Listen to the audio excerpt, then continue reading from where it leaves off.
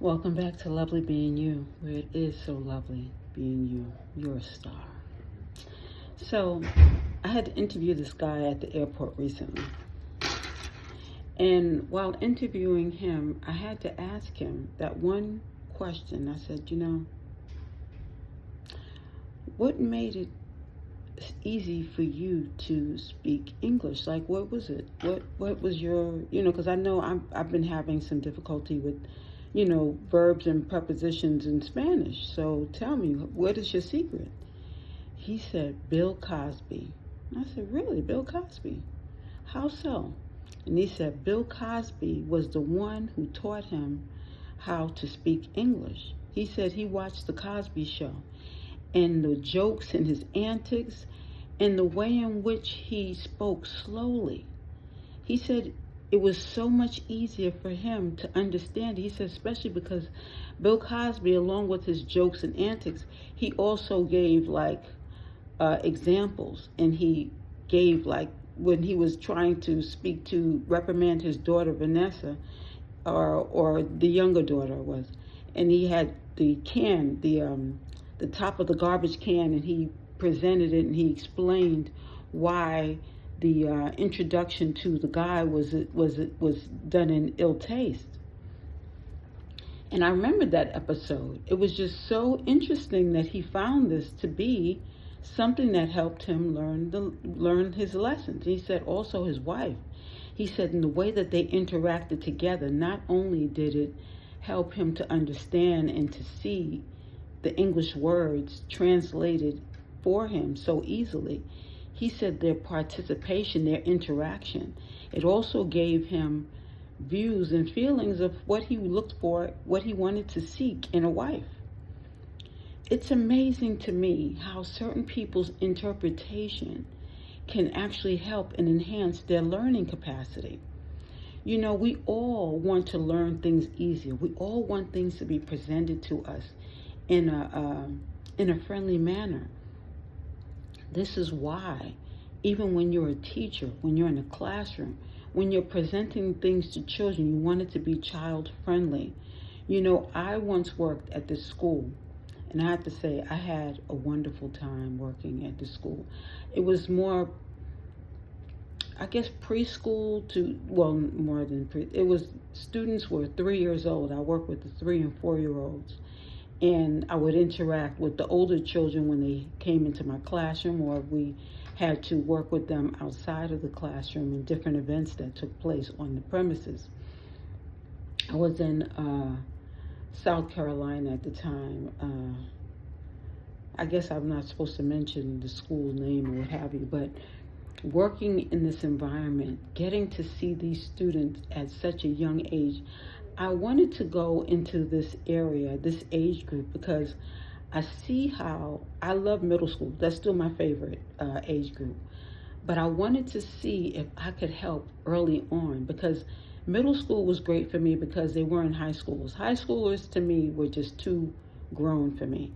They would do different things, and the basketball guys or football guys would always come and sit on my desk and try to speak to me in a way that I felt was too much on level. And they would think that I was younger, so of course they would act in a certain way, and to me it was disrespectful, and I did not like having to reprimand them. So I said, you know what, let me start where it really starts.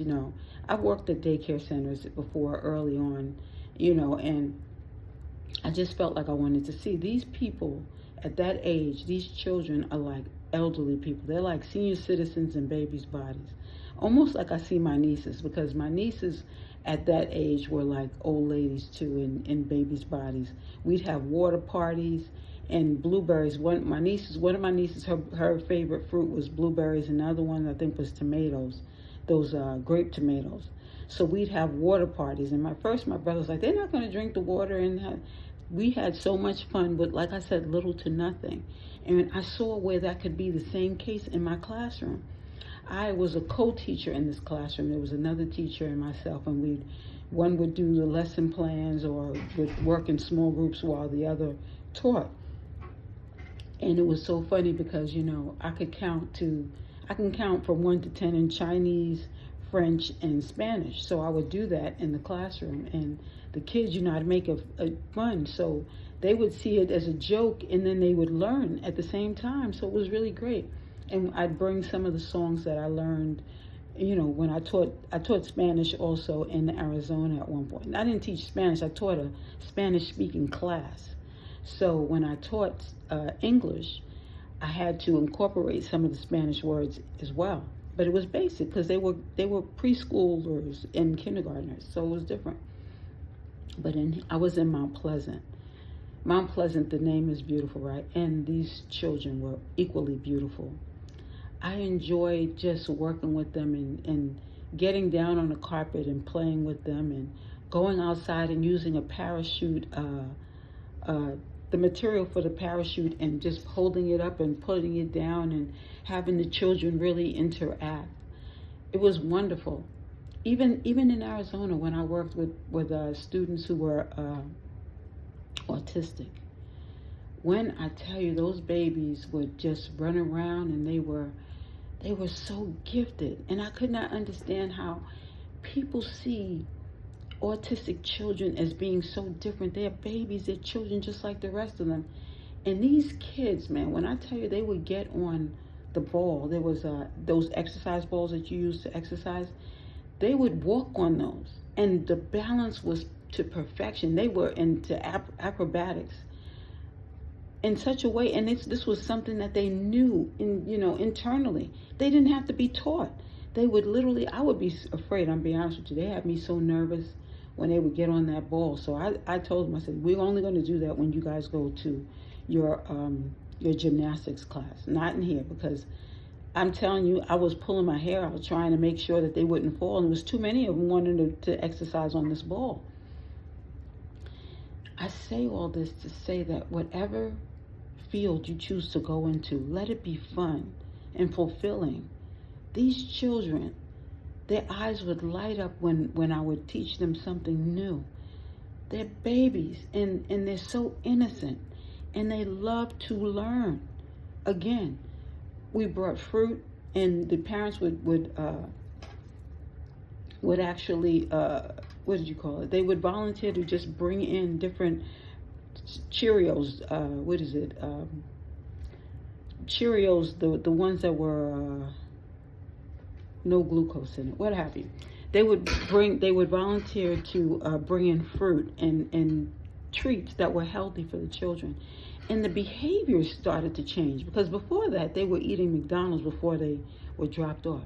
And to know that once we had that meeting and the parents changed and decided to bring in healthier foods, the children's behaviors changed. Their behavior was just impeccable. That's why it's important that we learn that our children are here to teach us as well as we teach them. I'm telling you that teaching is a fulfilling position to be in. And I know these children now, some of them can be, they can test you. But at the same time, just being able to learn from each other and to grow in love. That's what's important, that we grow in love, because it is so lovely being here. Thank you for joining us. Have a wonderful day.